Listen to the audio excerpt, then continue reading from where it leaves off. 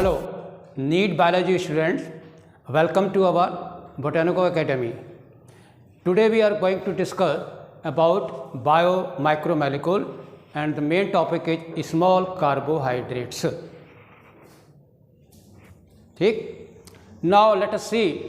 मैंने आपको पहले ही इतने टॉपिक बता दिए हैं जिसमें है आपका अमीनो एसिड, ये आप पढ़ चुके हैं, लिपिड्स आप पढ़ चुके हैं और आज आपकी यात्रा शुरू होने जा रही है स्मॉल कार्बोहाइड्रेट्स की।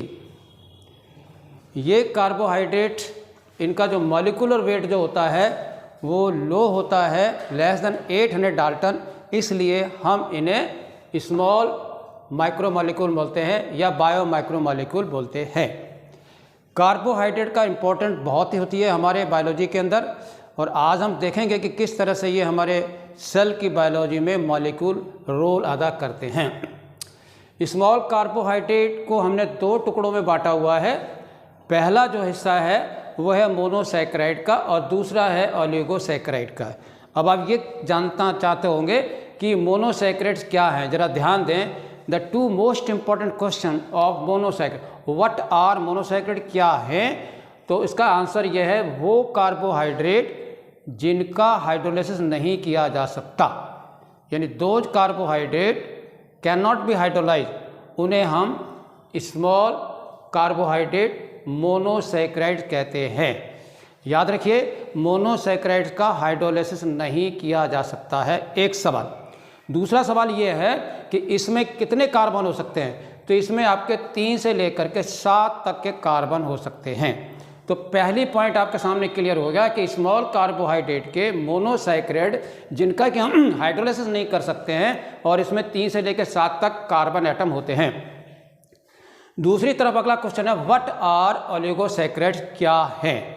इसका आंसर यह है दोज कार्बोहाइड्रेट जो 2 से लेकर के 9 मोनोसैकेराइड अणुओं के बने होते हैं उन्हें हम ओलिगोसैकेराइड्स कहते हैं। Those small molecule carbohydrate which are made of 2 to 9 monosaccharide are called oligosaccharide. फिर से दोबारा आ रहे हैं, ओलिगोसैकेराइड में 2 से 9 तक के मोनोसैकेराइड होते हैं, जबकि मोनोसैकेराइड में 3 से लेकर 7 तक के कार्बन एटम होते हैं। तो अब आपका आंसर हो गया व्हाट आर मोनोसैकेराइड, हमने आपको बता दिया है। अनदर क्वेश्चन जो है वो ये है what are the examples of monosaccharide. अब जरा देखिए गौर से, मोनोसैकेराइड को हम ट्राइओजेज, टेट्रोजेज, पेंटोजेज, हेक्सोजेज और हेप्टोलोजेज में बांटते हैं।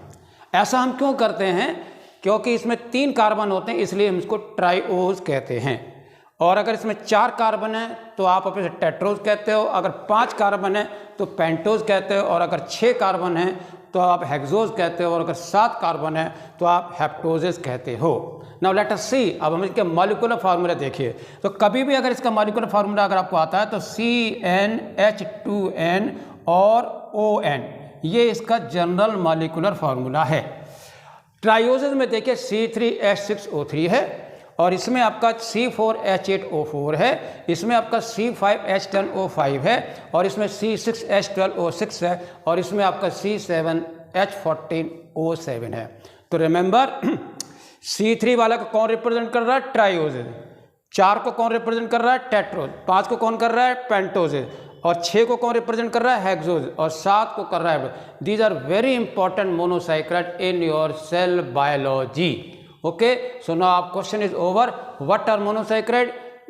हाइड्रोलाइसिस नहीं किया जा सकता है और इसमें 3 से लेकर 7 तक के कार्बन होते हैं और इनके ये नाम हैं और ये इनके मॉलिक्यूलर फॉर्मूले हैं। Any doubt? Okay, now let's come to अगर हमारा दूसरा है ओलिगोसैकेराइड। मैंने आपको पहले बताया कि ऐसे कार्बोहाइड्रेट जिसमें 2 से लेकर के 9 तक के मोनोसैकेराइड होते हैं उन्हें ओलिगोसैकेराइड्स कहते हैं। और ये आपके सामने हम ला रहे हैं, ये आपके सामने मैंने 3 रखे हैं नीट के अनुसार, डाइसैकेराइड्स, ट्राइसैकेराइड एंड टेट्रासैकेराइड। अब जरा गौर देखिए, बड़ा अच्छा सवाल आपको है, व्हाट आर ओलिगोसैकेराइड, ठीक, जो कि बने होते हैं 2 से लेकर 9 मोनोसैकेराइड के। अब आता है what are disaccharide, what are trisaccharide and what are tetrasaccharide. अब जरा गौर फरमाइए, disaccharide are those oligosaccharide which on hydrolysis give 2 molecule of monosaccharide.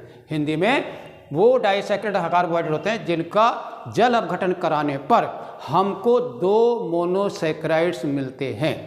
Those carbohydrate which on hydrolysis gives 2 monosaccharide, उन्हें आप डाइसैकराइड कहते हो। जरा गौर फरमाएं, तीसरे वाले में क्या है, 2 ऑलिगोसैकराइड विच ऑन हाइड्रोलिसिस, जिनका जल अपघटन कराने पर हमको 3 मोनोसैकराइड के अणु मिलते हैं, उन्हें हम ट्राइसैकराइड करते हैं। और जिनका हम जल अपघटन हाइड्रोलिसिस कराने पर 4 मोनोसैकराइड मिलते हैं, उन्हें हम टेट्रासैकराइड कहते हैं। तो ये आपके सवाल हो गए।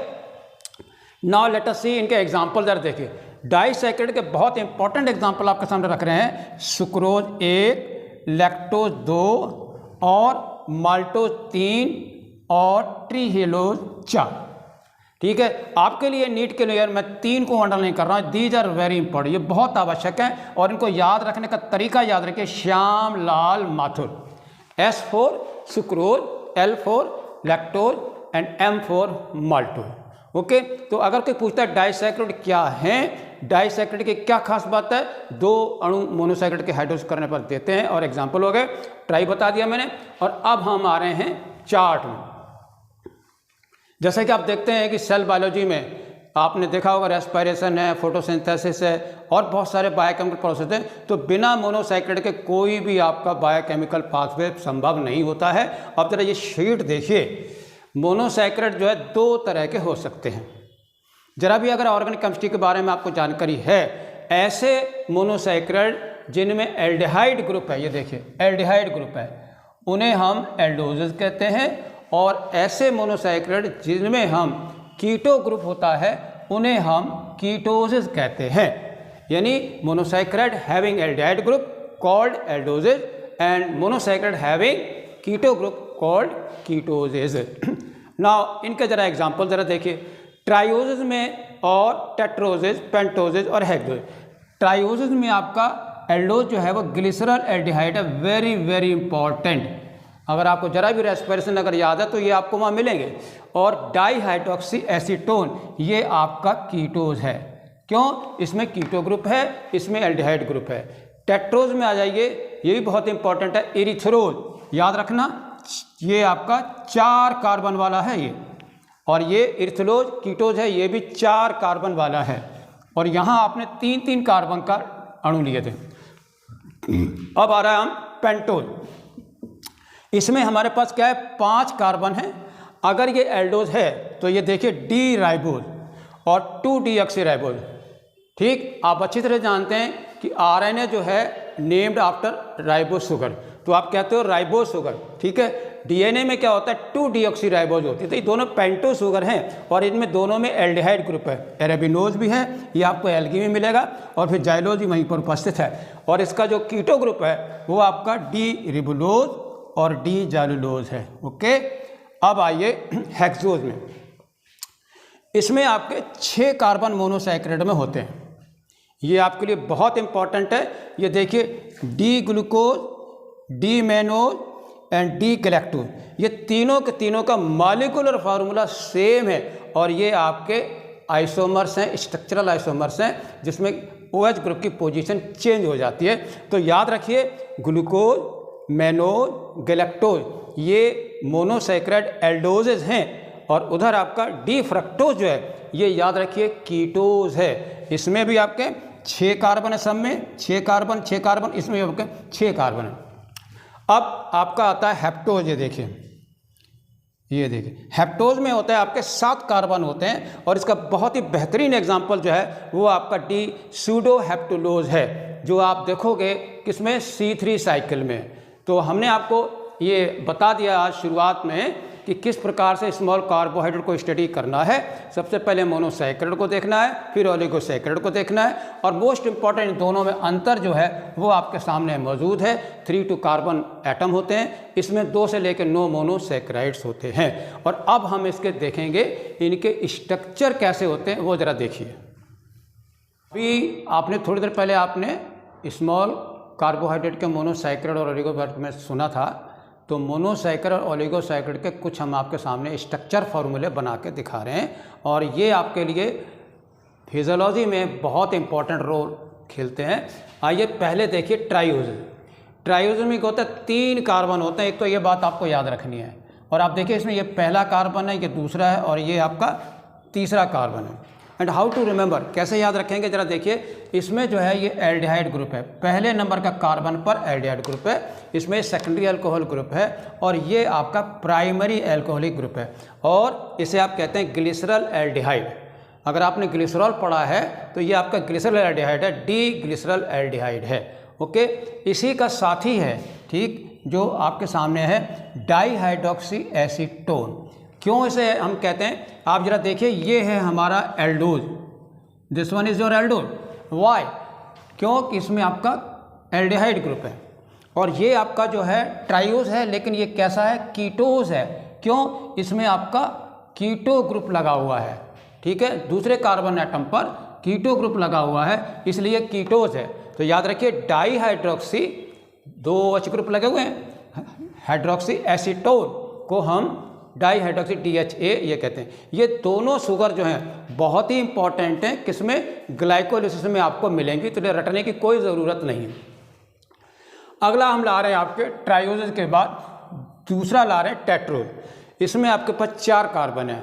तो याद रखिए कि इसमें पहले कार्बन पर दूसरे, तीसरे और चौथे, तो फर्स्ट कार्बन पे आपका क्या लगा हुआ है, एल्डिहाइड ग्रुप लगा हुआ है, इसलिए ये आपका एल्डोज है। तो वी कैन राइट एल्डोज, ठीक, और नाम इसका क्या है, इरिथ्रोज।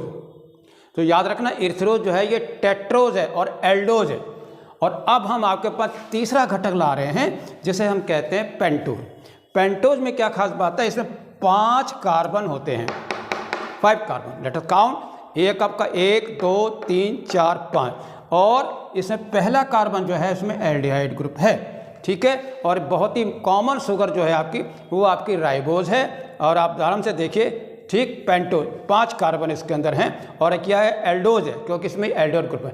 अब इसी का जो है 2 तरह से हम इसको लिख सकते हैं। पेंटोज यानी टेट्रोज की कोई साइक्लिक रिंग नहीं बनती है, पेंटोज में जो है एक साइक्लिक रिंग बनती है, यानी 1 2 3 4 पहले और चौथे कार्बन के बीच में, ठीक, रिंग बन जाती, O से जुड़ जाता है, इसलिए ये आपका डी राइबोज जो है ये आपका रिंग स्ट्रक्चर है, ठीक है। इस डी रिंग स्ट्रक्चर को अगर आप याद रखेंगे तो ये आपकी RNA में है, but remember at this structure 2-deoxy, दूसरे कार्बन एटम पर हमारे OH की जगह जो है यहाँ पर आपका H लगा हुआ है, यहाँ से O हट गया है, इसीलिए आपने इसका नाम क्या रखा हुआ है, 2 दूसरे carbon, no oxygen, deoxy ribose. And you know ribose is the most important component of the nucleotide RNA and this one is of DNA, ठीक है, मेजर डिफरेंस। और क्यों है ये आपका रिएक्टिव है, क्यों, due to presence of OH, और ये क्या है, स्टेबल है, इनएक्टिव है, due to presence of hydrogen atom, कहाँ पर, दूसरे कार्बन एटम पर। तो ये हमारी छोटी सी इंट्रोडक्शन था, किसके बारे में, पेंटोज के बारे में। आपने ट्राइयोज देखा, आपने टेट्रोज देखा, आपने पेंटोज देखा, और आइए अब चलते हैं हेक्सोज की तरफ। बम हेक्सोज में देखिए ये आपका स्ट्रेट चेन स्ट्रक्चर है। लेट अस सी, कार्बन नंबर 1 2 3 4 5 6, ये छठा कार्बन है, और इसमें भी आप देखिए पहले कार्बन पर क्या है, फंक्शनल ग्रुप जो है वो आपका एल्डिहाइड ग्रुप है, इसलिए ये आपका एल्डोज है, याद रखिए, ठीक है। ग्लूकोज कैसा शुगर है, आपका हेक्सोज है, एल्डोज है, ये आपका स्ट्रेट चेन स्ट्रक्चर है, जिसमें तीसरे कार्बन नंबर पर OH जो है लेफ्ट साइड में लगा हुआ है। और देखिए जरा अच्छी बातें, फंक्शनल ग्रुप इसमें 3 है, कितने हैं, 3। पहला वाला फंक्शनल ग्रुप क्या है, एल्डिहाइड ग्रुप है, ठीक, और इसमें 4 जो हैं ये सेकेंडरी अल्कोहलिक ग्रुप वाले हैं, और 1 इसमें प्राइमरी अल्कोहलिक ग्रुप है। तो अगर आप थोड़ा सा भी ध्यान देंगे तो ग्लूकोज कंटेन 3 तरह के फंक्शनल ग्रुप हैं, यानी aldehyde group, secondary alcoholic group और प्राइमरी अल्कोहलिक ग्रुप, ओके, जो कि आपका 1 है। सेकेंडरी वाले कितने हैं, 1 2 3 4। अब इसी एल्डोज का, हेक्सोज का रिंग स्ट्रक्चर आप जरा देखिए ग्लूकोज का। बम रिंग स्ट्रक्चर की जब बात करते हैं तो जब आपका 2 तरह के हो जाते हैं, रिंग स्ट्रक्चर में 2 तरह के, क्या है, P एंड F, पायरेनोज और फ्यूरेनोज। पायरेनोज में 6 मेंबर्ड रिंग है, और ये आपकी 5 मेंबर्ड रिंग है, याद रखिए अच्छी तरह से। अगर 6 मेंबर्ड रिंग है तो रिमेंबर याद रखें 5 कार्बन प्लस 1 ऑक्सीजन, और इसमें क्या है 4 कार्बन प्लस 1 ऑक्सीजन, इसको हम फ्यूरेनोज कहते हैं। अब जरा देखिए ग्लूकोज का स्ट्रक्चर जो है हमारा, वो रिंग स्ट्रक्चर जो है वो पायरिनोज रिंग स्ट्रक्चर है। इसमें पहला कार्बन एटम, दूसरा कार्बन एटम, तीसरा कार्बन एटम, चौथा कार्बन एटम, पांचवा कार्बन एटम, छठा कार्बन एटम जो है वो रिंग के बाहर है। एक सवाल। दूसरा सवाल, रिंग जो बन रही है वो आपके पहले और पांचवें कार्बन एटम के बीच में बन रही है। ये है आपका ग्लूकोज और ये है आपका अल्फा डी ग्लूकोज। ठीक है, अल्फा डी ग्लूकोज और बीटा डी ग्लूकोज का थोड़ा सा मैं हिंट कर दूं, अगर OH ग्रुप पहले पर नीचे लगा है तो इसे हम कहते हैं अल्फा, और अगर ऊपर लगा है तो इसे हम कहते हैं बीटा। बीटा में OH ग्रुप ऊपर होगा और अल्फा में आपका नीचे है। So always remember this arrow. ठीक, OH ऊपर है तो आपका बीटा, ये नीचे है तो अल्फा। ओके, अब हमने आपको ग्लूकोज का मामला क्लियर कर दिया, स्टेट स्ट्रक्चर और रिंग स्ट्रक्चर। और अब हम आपको लेके चलते हैं हमें फ्रक्टोज महाराज के पास। क्या है इनकी बात, क्या भाई, ये हेक्सोज हैं, C6H12O6, कोई दिक्कत नहीं, आइसोमर है। और ये कैसा है, फ्रक्टोज मैंने यहाँ पे लिख दिया। ठीक, इसका एक सवाल हो गया, ये क्या है, हेक्सोज है, और फिर क्या है, ये कीटोज है। क्यों, कीटो ग्रुप जो है वो इसमें मौजूद है।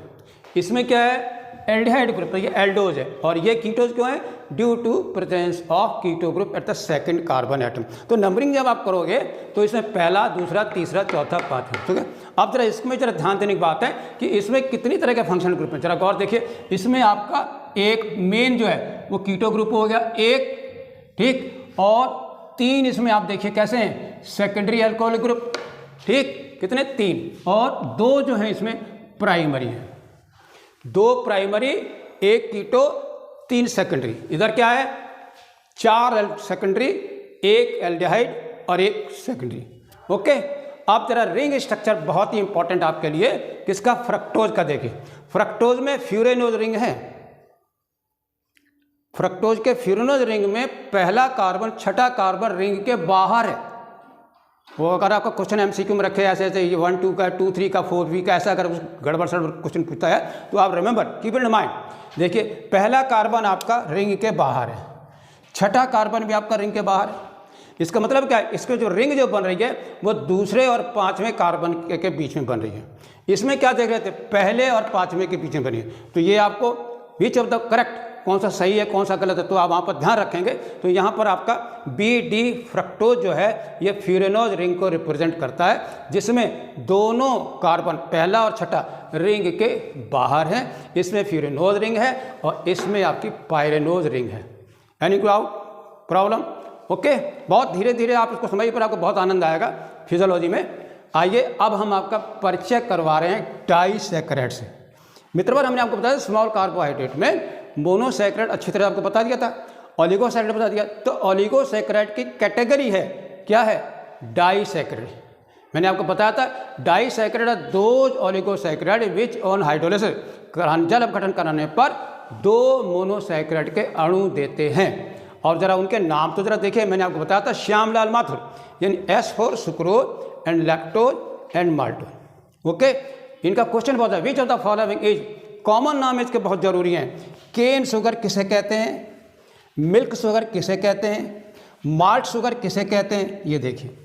एक तो आपका सवाल हो गया डाइसैकेराइड, डाइसैकेराइड, डाइड कैसे रखेंगे, SLM, एक क्वेश्चन हो गया। दूसरा नाम देखिए, कॉमन नाम इसका क्या है, cane sugar, milk sugar. Cane sugar क्यों, क्योंकि गन्ने के रस में पाई जाती है, सुक्रोज हो गई, और ये दूध में पाई जाती है, इसलिए आप इसको क्या करें, मिल्क शुगर कहते हैं। और ये क्या है, माल्ट में, जौ का पानी होता है उसमें पाई जाती है। एक तो मैंने ये आपका हिंट दे दिया। और चलते चलते हम आपको थोड़ा बताते हैं, मॉलिक्यूलर फार्मूला इसका क्या है, C12H22 और O11। ठीक है, ये इनका जनरल है, क्योंकि पानी निकल जाता है, 2 मोनोसैकेराइड लेंगे। और ज़रा देखिए, छोटा सा मैंने लिखा हुआ है G और F। सुक्रोज का जब आप हाइड्रोलिसिस करवाओगे तो आपको ग्लूकोज और फ्रक्टोज मिलेगा, और जब आप लैक्टोज का करवाओगे तब आपको ग्लूकोज और गैलेक्टोज मिलेगा, और माल्टोज का अगर आप हाइड्रोलिसिस करवाओगे तो आपको 2 ग्लूकोज मिलेंगे। ओके, ये थी हमारी कहानी आज की आपकी। और अगला मैं आपको बता रहा हूँ फंक्शन क्या होते हैं वो आपको बताएंगे। ओके भाई, हमने आपको डाइसैकराइड के बारे में बताया था कि जो हाइड्रोलिसिस करने पर 2 मोनोसैकराइड देते हैं। और आज आप बहुत ही इंपॉर्टेंट क्वेश्चन नीट के करने जा रहे हैं जो कि आपके लिए बहुत महत्वपूर्ण है। स्ट्रक्चर ऑफ डाइसैकराइड आपके सामने 3 है। पहला वाला सुक्रोज है, दूसरा वाला लैक्टोज है और तीसरा वाला माल्टोज है। जैसा कि मैंने आपको बताया था, याद रखने का तरीका है Shyamlal Mathur. S for sucrose, L for lactose, M for maltose. अब ज़रा देखिए क्वेश्चन कैसे कैसे हो सकते हैं। तो आपके एग्जामिनेशन में या तो ये डायग्राम बने या ये बने या ये बने, हम एक एक डायग्राम आपको बताएंगे। लेटस सबसे पहले हम पढ़ते हैं सुक्रोज का। याद रखिए सुक्रोज हाइड्रोलिसिस करने पर हमें एक ग्लूकोज और एक फ्रक्टोज देता है, ठीक है। तो जब हम एक ग्लूकोज और फ्रक्टोज को जोड़ करके हम जब डाइसैकराइड बनाते हैं, सुक्रोज बनाते हैं, तो कौन सा बॉन्ड हमारा बनता है वो ज़रा देखिए। ये ग्लूकोज का मॉलिक्यूल है, ये फ्रक्टोज का मॉलिक्यूल है। ग्लूकोज का पहला कार्बन पर OH ग्रुप और फ्रक्टोज के दूसरे कार्बन का OH ग्रुप, इन दोनों के बीच में जो है इसका OH और H मिलकर के पानी आपका ये निकल जाता है। तो ग्लूकोज और फ्रक्टोज के कंडेंसेशन से, पानी के निकलने से हमारा क्या बनता है, सुक्रोज बनता है। ये देखिए क्या बनता है, सुक्रोज, डाइसैकराइड बनता है। और कैसे बनता है, इसमें ग्लाइकोसिडिक बॉन्ड बनता है। ये ग्लाइकोसिडिक बॉन्ड ग्लूकोज के पहले कार्बन से और फ्रक्टोज के दूसरे कार्बन के बीच में बनता है। अब क्योंकि OH नीचे है इसमें, ठीक है, इसलिए इसका नाम रखा गया अल्फा 1 2 1 ग्लूकोज 2 फ्रक्टोज। इसका नाम रखा गया अल्फा 1 2 ग्लाइकोसिडिक बॉन्ड। ओके, और एक बहुत ही महत्वपूर्ण सुगर है कि इसमें जो है कहीं भी जो है आपका CHO ग्रुप फ्री नहीं है। इसलिए इसका एक और बहुत इंपॉर्टेंट क्वेश्चन है, वो है नॉन रिड्यूसिंग शुगर। जरा देखिए, जरा पहला सवाल, सुक्रोज के हाइड्रोलिसिस से हमको क्या क्या मिलता है, ग्लूकोज और फ्रक्टोज मिलता है। सुक्रोज में कौन सा ग्लाइकोसिडिक बॉन्ड होता है, अल्फा 1 2 ग्लाइकोसिडिक बॉन्ड होता है। तीसरा, ये नॉन रिड्यूसिंग शुगर है जिसे हम केन शुगर कहते हैं। उसके 3 सवाल निपट गए। अब आइए हम लैक्टोज की बात करते हैं। पहला सवाल इसका क्वेश्चन जो है, ये मिल्क शुगर कहलाती है। ओके, और इसके 2 मोनोमर हैं, एक है आपका गैलेक्टोज और दूसरा है आपका ग्लूकोज, ठीक है। गैलेक्टोज के और ग्लूकोज के कंडेंसेशन से जो है हमको कौन सा बॉन्ड मिलेगा, बीटा, क्योंकि इसमें देखिए OH ग्रुप पे ग्लूकोज का ऊपर है, इसलिए इसका बीटा मिलते हैं। और पहला कार्बन और चौथे कार्बन पे बीच में ग्लूकोज के बीच में पानी का मॉलिक्यूल निकल गया है। ये देखिए कंडेंसेशन, और आपका क्या बन गया, ये बन गया आपका लैक्टोज बन गया। This is one is lactose, ठीक है। याद रखना, ये मोनोमर है, ये भी मोनोमर है, ये भी मोनोमर है, ये भी मोनोमर है, और ये आपका डाइसैकराइड है जिसमें कि ग्लाइकोसिडिक बॉन्ड है। देखिए कैसे तिरछा करके अपना 1 और 4, और वो भी कैसे, बीटा 1 4। अब इसके 3 सवाल देखिए। क्वेश्चन आपके MCQ में, which of the following show lactose का स्ट्रक्चर, तब आपको ये ध्यान में रखना है। और अगर वो नाम नहीं देता है कि विच ऑफ द फॉलोइंग जो है रिड्यूसिंग शुगर, तो याद रखना ये तीसरा सवाल जा रहा है, ये रिड्यूसिंग शुगर है, राइट है। आप जब इसकी हाइड्रोलिसिस करवाओगे तो आपको 2 मिल जाएंगे, एक लैक्टोज और ग्लूकोज। ये आपका आइसोमर है, देखिए चौथे का हुआ है जिसमें ऊपर लगा, जबकि ग्लूकोज में आपका नीचे लगा हुआ है। ओके, और अब हम तीसरे के पास आ रहे हैं, माल्टोज के। पहला सवाल है माल्टोज, बार्ले होता है उसको भिगोने से मिलता है, और इसमें देखिए ग्लूकोज और ग्लूकोज 2 हैं, इसमें कोई दिक्कत ही नहीं है। ये आपका ग्लूकोज और ये आपका ग्लूकोज, इसका जो पहला कार्बन और इसका चौथा कार्बन, इन दोनों के बीच में पानी जब निकाल देते हैं आप और कंडेंसेशन करके, और आपको ये मिल जाता है माल्टोज। माल्टोज ये मिल जाता है, ठीक है। ये माल्टोज में हमारा, आप जरा ग्लाइकोसिडिक बॉन्ड देखिए, ये क्या है, अल्फा 1 4, यानी इसमें OH नीचे है, ठीक है, अल्फा 1 4 ग्लाइकोसिडिक बॉन्ड। ओके, और ये भी जो है आपका रिड्यूसिंग शुगर है। ये देखिए रिड्यूसिंग शुगर है, क्यों, ये फैलिंग सॉल्यूशन को रिड्यूस कर देगा, ये फैलिंग सॉल्यूशन को रिड्यूस कर देगा, ये रिड्यूस नहीं करेगा। तो आपका क्वेश्चन है which of the following is non reducing, answer sucrose. Reducing. अब आपका सवाल थोड़ा सा मैं छेड़ूंगा केमिस्ट्री का कि क्यों है ये रिड्यूसिंग नॉन, क्यों? सुक्रोज में फ्री एल्डिहाइड ग्रुप नहीं है, there is no free aldehyde group in sucrose, that is why it is not a reducing sucrose. And while in case of the lactose and in case of maltose, aldehyde group is free and that can reduce failing solution, that is why, इसलिए इसको lactose को और maltose को हम reducing sugar कहते हैं। now let us see chart of the three sugar। अब इसमें आपको नीट के सवालों के बारे में चार्ट के रूप में आपको बता रहे हैं लास्ट में कि कॉमन डाइसैकेराइड्स क्या है। तो ज़रा देखिए, ये डाइसैकेराइड है और ये मोनोमर है और ये आपका ग्लाइकोसिटिक लिंकेज है। तो आपके कितने सवाल एक ही चार्ट में आपको यहाँ पर दिखाए गए हैं। देखिए, sucrose non reducing cane sugar, lactose reducing sugar milk sugar, ठीक है, maltose malt sugar reducing sugar, ऐसे निपट गए। अब ज़रा देखिए मोनोमर। अब अगर कोई क्वेश्चन पूछता है कि इसमें कौन सा माल्टोज के लिए, कौन सा सुक्रोज के लिए, कौन सा लैक्टोज के लिए सही है, ये आंसर आप तब तक नहीं दे सकते जब तक आपको मोनोमर्स का पता नहीं है। Now let us see what are the monomers, कौन कौन से हैं इनमें वो जरा देखिए। इन केस ऑफ सुक्रोज के मामले में ग्लूकोज और फ्रक्टोज है, याद रखें सारे के सारे ये हेक्सोज हैं, डाइसैकेराइड के मोनोमर हेक्सोजेज हैं। ये ग्लूकोज आपको पता है एल्डोज कीटोज है ये दोनों, और इसमें देखिए गैलेक्टोज है और ग्लूकोज है मोनोमर, और इसमें आपका क्या है ग्लूकोज। तो आपका एक सवाल और बेहतरीन है, इसमें से कौन सी डाइसैकेराइड सुक्रोज है जो केवल ग्लूकोज देती है? क्या है? माल्टोज। ठीक, या हम ऐसे लिखें और या हम ये लिख दें दो ग्लूकोज के मॉलिक्यूल। सबसे ज़्यादा ग्लूकोज हमको कौन शुगर दे रही है? माल्टोज दे रही है।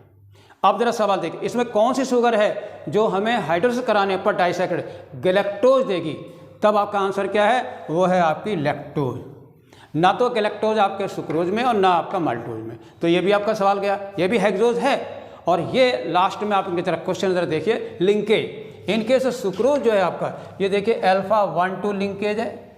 इसके केस में लैक्टोज में देखिए बीटा 1,4 है, ठीक है, और इसके केस में जो अल्फा 1,4 लिंकेज है। याद रखना 12 नंबर जो है, ठीक, वो आपका सुक्रोज का, 14 आपके लैक्टोज के और माल्टोज के। बट डिफरेंस दोनों में क्या है? एक में बीटा है और एक में अल्फा है। तो ये बहुत ही ध्यान से आपको रखना है। सो ये थी हमारी आज की पेशकश, स्मॉल माइक्रोमोलिक्यूल, जिसमें आपने कार्बोहाइड्रेट में मोनोसैकेराइड और ओलिगोसैकेराइड के स्ट्रक्चर के फार्मूले को देखा और उनके तमाम सारे स्ट्रक्चर फार्मूले को भी देखा, और लास्ट में आपने ग्लाइकोसिटिक बॉन्ड को भी देखा। Thank you very much.